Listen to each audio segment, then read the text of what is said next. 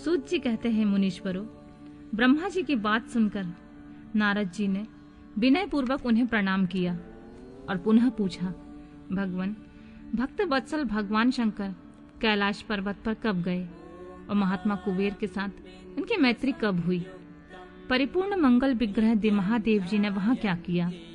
यह सब मुझे बताइए। यह सुनने के लिए मेरे मन में बड़ा कौतूहल है। ब्रह्मा जी ने कहा, नारद, सुनो, चंद्रमौली भगवान शंकर का चरित्र का वर्णन करता हूँ। वे कैसे कैलाश पर्वत पर गए और कुबेर के साथ उनकी किस प्रकार मैत्री हुई, यह सब मैं सुनाता हूँ। कांपिल्य नगर में यज्ञदत्त नाम से प्रसिद्ध एक ब्राह्मण रहते थे, जो बड़े सदाचारी थे। उनका एक पुत्र हुआ, जिसका नाम गुणनिधि था। वह बड़ा ही दुराचारी और जुआरी हो गया था। पिता ने अपने इस पुत्र को त्याग दिया और घर से निकाल दिया। वह घर से निकल गया और कई दिनों तक भूखा भटकता रहा। एक दिन वह नैवेद्य चुराने की इच्छा से एक शिव मंदिर में गया। वहां उसने अपने वस्त्र को जलाकर उजाला किया। यह मानो उसके द्वारा भगवान शिव के लिए दीपदान किया गया। तत्पश्चात वह चोरी में पकड़ा गया और उसे प्राण दंड मिला। अपने कुकर्मों के कारण वह यमदूत द्वारा बांधा गया। इतने में ही भगवान शंकर के पार्षद वहां आ पहुंचे। उन्होंने उसे उनके बंधन से छुड़ा दिया। शिवगणों के संग में उसका हृदय शुद्ध हो गया। अतः वह उन्हीं के साथ तत्काल शिवलोक में चला गया। वहां सारे दिव्य भोगों का उपभोग तथा उमा महेश्वर का सेवन करके कालांतर में वह कलिंग राज अरिंदम का पुत्र हुआ। वहां उसका नाम था दम। वह निरंतर भगवान शिव की सेवा में लगा रहता था। बालक होने पर भी वह दूसरे बालकों के साथ शिव का भजन किया करता था। वह क्रमशः युवा अवस्था में प्राप्त हुआ और पिता के परलोक गमन के पश्चात राज सिंहासन पर बैठा। राजा दम बड़ी प्रसन्नता के साथ सब और शिव धर्मों का प्रचार करने लगे। भूपाल दम का दमन करना दूसरों के लिए सर्वथा कठिन था। ब्राह्मण समस्त शिवालयों में दीपदान करने के अतिरिक्त वे दूसरे किसी धर्म को नहीं जानते थे। उन्होंने अपने राज्य में रहने वाले समस्त ग्रामाध्यक्षों को बुलाकर यह आज्ञा दे दी कि शिव मंदिर में दीपदान करना सबके लिए अनिवार्य होगा। जिस जिस ग्रामाध्यक्ष के गांव में जितने शिवालय हैं, वहां वहां बिना कोई विचार किए सदा दीप जलाना चाहिए।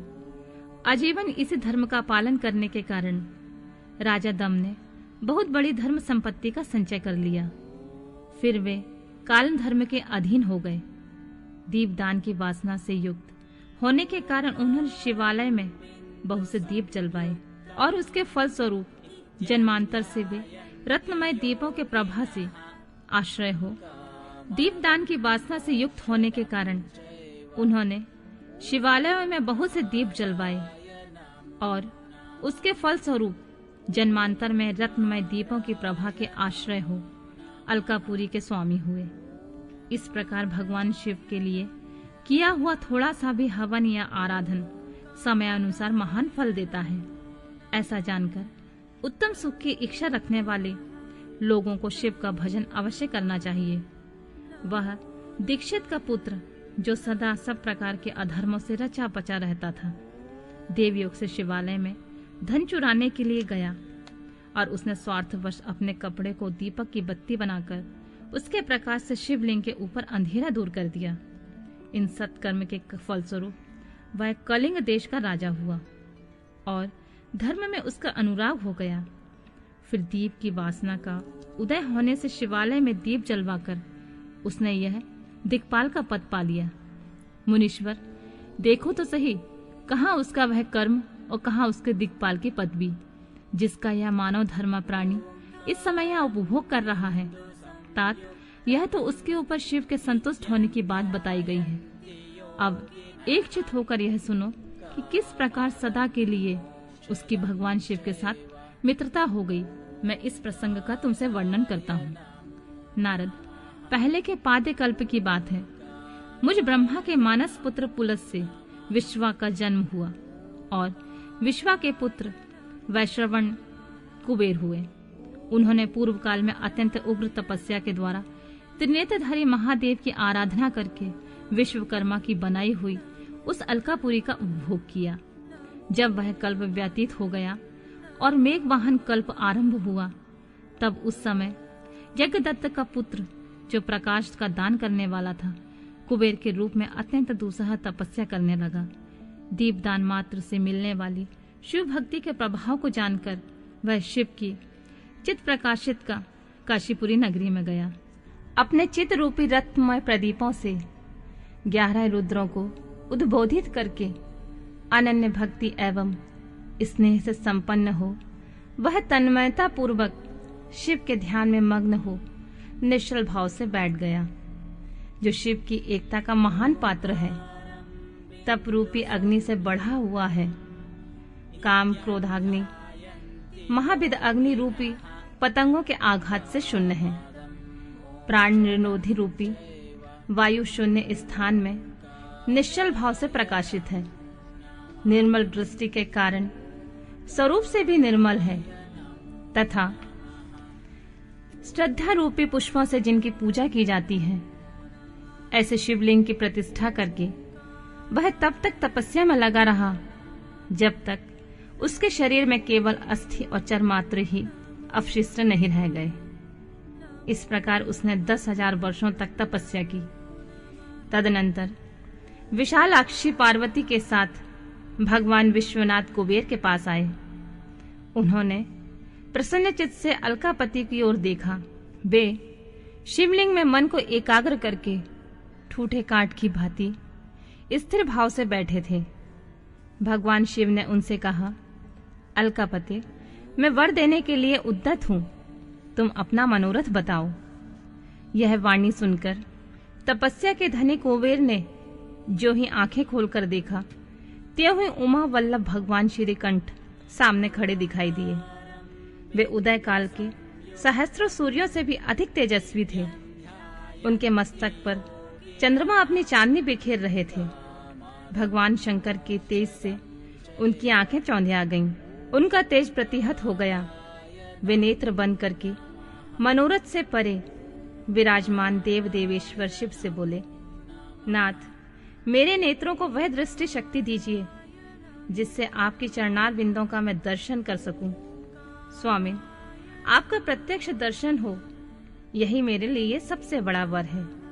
ईश, दूसरे किसी वर से मेरा क्या प्रयोजन है। चंद्रशेखर, आपको नमस्कार है। कुबेर की यह बात सुनकर देवादिदेव उमापति ने अपनी हथेली से उनका स्पर्श करके उन्हें देखने की शक्ति प्रदान की। दृष्टि शक्ति मिल जाने पर यज्ञदत्त के उस पुत्र ने आंखें फाड़ फाड़ कर पहले उमा की ओर देखना आरंभ किया। वह मन ही मन सोचने लगा, भगवान शंकर के समीप वह सर्वांग सुंदरी कौन है? इसने ऐसा कौन सा तप किया जो मेरी भी तपस्या से बढ़ गया है? यह रूप, यह प्रेम, यह सौभाग्य और यह असीम शोभा सभी अद्भुत है।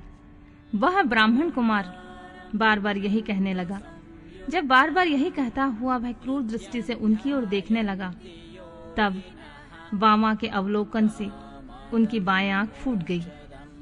तदनंतर देवी पार्वती ने महादेव जी से कहा, प्रभु, यह दुष्ट तपस्वी बार बार मेरी ओर देखकर क्या बक रहा है? आप मेरी तपस्या के तेज को प्रकट कीजिए। देवी की यह बात सुनकर भगवान शिव ने हंसते हुए उनसे कहा, उमे, यह तुम्हारा पुत्र है। यह तुम्हें क्रूर दृष्टि से नहीं देख सकता, अपितु तुम्हारी तप संपत्ति का वर्णन कर रहा है। देवी से ऐसा कहकर भगवान शिव पुनः उस ब्राह्मण कुमार से बोले, वत्स, मैं तुम्हारी तपस्या से संतुष्ट होकर तुम्हें वर देता हूँ। तुम निधियों के स्वामी और गुहाओं के राजा हो जाओ। सुव्रत, यक्षों, किन्नरों और राजाओं के भी राजा होकर पुण्य जनों के पालक और सबके लिए धन के दाता बनो।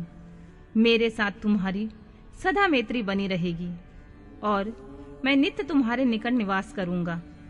मित्र, तुम्हारी प्रीति बढ़ाने के लिए मैं अलका के पास ही रहूंगा। आओ, इन उमा देवी के चरणों में साष्टांग प्रणाम करो। महाभक्त यज्ञदत्त कुमार, तुम अत्यंत प्रसन्न चित्त से इनके चरणों में गिर जाओ। ब्रह्मा जी कहते हैं, नारद, इस प्रकार वर देकर भगवान शिव ने पार्वती देवी से फिर कहा, देवेश्वरी, इस पर कृपा करो तपस्विनी, यह तुम्हारा पुत्र है। भगवान शंकर का यह कथन सुनकर जगदम्बा पार्वती ने प्रसन्नचित्त होकर यज्ञदत्त कुमार से कहा, वत्स, भगवान शिव में सदा तुम्हारी निर्मल भक्ति बनी रहे। तुम्हारी बाईं आंख तो फूट गई है, इसलिए एक ही पिंगल नेत्र से युक्त रहो। महादेव जी ने जो वर दिए हैं वे सब उसी रूप में सुलभ हों। बेटा, मेरे रूप के प्रति ईर्ष्या करने के कारण तुम कुबेर नाम से प्रसिद्ध हो जाओगे। और कुबेर का वर देकर भगवान देवेश्वर पार्वती के साथ अपने विश्वेश्वर धाम चले गए। इस तरह कुबेर ने भगवान शंकर की मैत्री प्राप्त की और अलकापुरी के पास जो कैलाश पर्वत है वह भगवान शंकर का निवास हो गया।